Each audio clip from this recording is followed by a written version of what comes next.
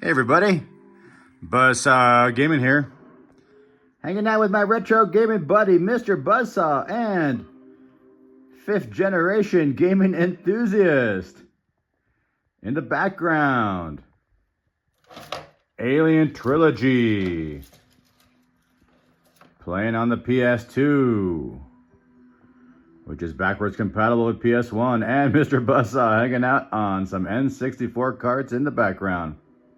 Anyways, here to bring you 5th generation gaming. First, to start it off with my favorite generation, the 4th generation. Did a video on that, and a lot of people commented, I like the 6th generation. Like, okay. I did a video on the 6th generation. And then a lot of people commented, hey, I like the 5th generation. So here we are, Generation 5. Anyways, this is an unusual generation. It's kind of a transitional generation, you can say. Oh, that's Mr. Buzzsaw, knocks over the some N64 carts right there. Reorganizing for me. Thank you so much, Mr. Buzzsaw. Anyways, yeah, 5th generation, a transitional generation for sure, from 2D gaming, which was, you know, all the rage in the 4th generation, to 3D gaming, which, you know, became standard in 6th generation. And then you had the transition from the cartridges to CD media. You know, it was another, you know, massive transition that happened as well. So it was a lot of transition in 5th generation. And also it was a lot of consoles and a lot of Mr. Buzzsaw sliding around. And a lot of things going on. I mean, a lot of new companies came into the play, and you know, threw their hat in the ring and tried to make a console. So it was an unusual time to be alive for sure. And you know, I'm going to go over the main consoles only, because the obscure ones, the ones that went defunct really quick, you know, I don't have a lot of experience with, as Mr. Buzzsaw clings on to the N64. So the 5 major consoles I'm going to talk about here, and my experiences about 5th generation and how that went.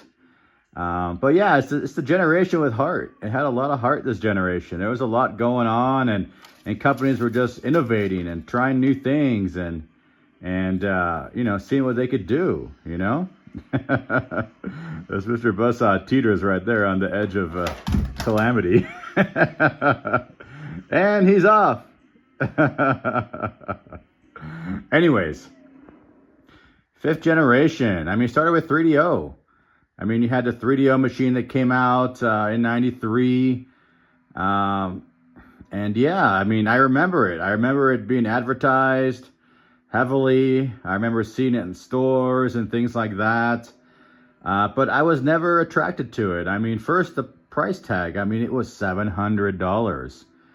I mean, up to that point, you know, consoles were $100, $150, you know, so to see something for $700 was just absolutely ridiculous. So I never gave it much thought. The controller didn't look too good. I didn't like the daisy chain style that it had. And also, I mean, it had some cool games. I mean, the Street Fighter game looked really cool. Road Rash looked really cool, but I didn't know too much of the game library. So I never got into 3DO, and I skipped it. But about a month later, in '93, in November, came out this beauty right here, Atari Jaguar. And Atari Jaguar had a massive advertising campaign. It was all over the place. I mean, this red and black was just, you know, so cool. 64 bits, you know, all that stuff. And it was cheap. I mean, you could pick up this console for $199, you know, something around that price. And that was more used to, you know, what a, you know, younger person is used to paying. You know, $700 is just ridiculous. And so, yeah, so, you know, I liked the Jaguar. And Jaguar also had my favorite game on there. It had Doom. It had a really good PC port of Doom. That's another thing in 5th generation. There's a lot of PC influence. So the, you know, computer games, Doom and Wolfenstein, and you know, later on you had Warcraft 2, and you had Command & Conquer, you know, all that stuff too that was, you know, coming over into the console space. So anyways, Atari Jaguar came out, and I gravitated toward it. The lower price, the great marketing, You know, had some really cool games that I really like, bloody games as well. I really like the game controller right there, the gamepad with the number buttons down there. You can put an overlay on. It's very comfortable. I liked it that they stuck with the carts. You know, I was nostalgic for the carts already. So, I mean, yeah, Atari Jaguar for me was absolutely awesome. I loved it. You know, it's such a great console. Unfortunately, it's so expensive nowadays. But it's got some really cool games, and I like the boxes, and I like the games, the manuals, the whole thing, really. So it was a really good time.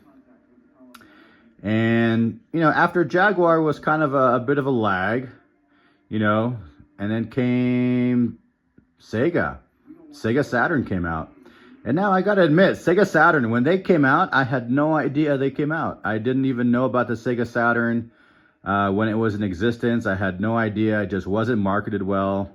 I didn't even know about it. I didn't know anybody that had a Sega Saturn. So I have zero nostalgia for the Sega Saturn, and I don't know much about it, really, to this day. And I didn't pick one up, so I kind of missed the boat on that one. Unless I go for Japanese imports or something like that, or a little bit cheaper. But yeah, Sega Saturn, I mean, it looked cool too. I mean, it had, you know, Radiant Silver Gun, a really cool shooter. It had, you know, the Panzer Dragoon games. You know, those look really awesome as well. So, I mean, and some really cool fighting games as well. So, yeah, it looked like a really cool console. Unfortunately, I didn't even know it existed. It didn't catch my attention back then. And, yeah, so I don't have any nostalgia for it, and I don't have one now. And then came in PlayStation, right there. PS1. And now PlayStation, I did not jump on the PlayStation 1 bandwagon early either. The reason for this is because it was Sony. I mean, you know, that was their first console, and we were used to, you know, big companies coming in and not doing well. So I thought the PS1 would be a flop, and I never got one. But yeah, I just had amazing games as well. I mean, they became, you know, an industry standard after that. So, I mean, you have, you know, Castlevania, Symphony of the Night, you know, Alien Trilogy in the background. They had a good port of Doom. You know, Parasite Eve. I mean, they had a lot of really cool games. Final Fantasy VII, you know, Tony Hawk. I mean, just, you know, Dino Crisis. I mean, just to name a few. I mean, just an amazing library of PS1 games. And to this day, I don't have a PS1. I just play them on my PS2. It's absolutely flawless. You know, have no trouble whatsoever. And also the price, too. I mean, it was $299. That's a heavy price when you're, you know, younger. You know, $299. And I know Sega Saturn as well was $399, and they dropped it to $299 to compete. So, I mean, $300 was a lot of money back then. You know, when you're used to having a $99 console like the original Nintendo, or like $150 like Super Nintendo, you know, or even $199 like the Jaguar. I mean, I understand that, but definitely not $700 like 3DO, or even $299 like PS1 and Saturn. So anyways, yeah, it was revolutionary. And then I spent most of my 5th generation with the N64.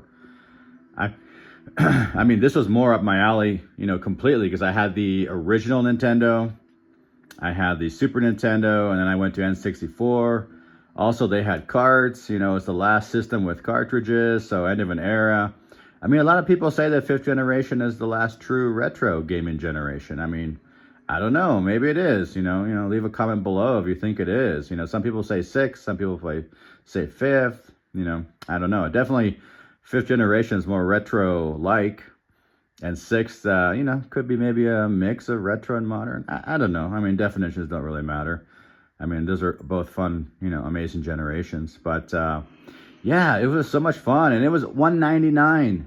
You know, was the console, which is a great price for, you know, a 64-bit powerhouse like the, you know, N64. And these awesome games, I mean, Doom 64, Resident Evil 2. That was the other thing in 5th generation that was huge, was these survival horror games. I mean, Resident Evil was massive, obviously on PS1, N64. I mean, and back in Jaguar, you had Alien versus Predator, which was, you know, also basically a survival horror game as well. So that's... you know, that was something that new in the 5th generation and unique, was those early survival horror games. And then, of course, Zelda. Oh, man. Only game in my life I ever pre-ordered. I remember getting it with the official guide and everything. You know, it was absolutely awesome, absolutely beautiful. I mean, that game is, to this day, it's my favorite game of all time. It's an absolutely beautiful, remarkable game. I mean, Super Mario 64, it's so creative. I mean, to this day, I'm still finding secrets in the game. I mean, Conker's Bad Fur Day, I mean, that's probably the all-time most ridiculous game of all time. I mean, there'll never be another one like it, and it came out on a Nintendo console. I know, hard to believe. So, yeah, it was just an awesome time to be alive, and just amazing games. Oh, GoldenEye. I mean, how can I forget GoldenEye?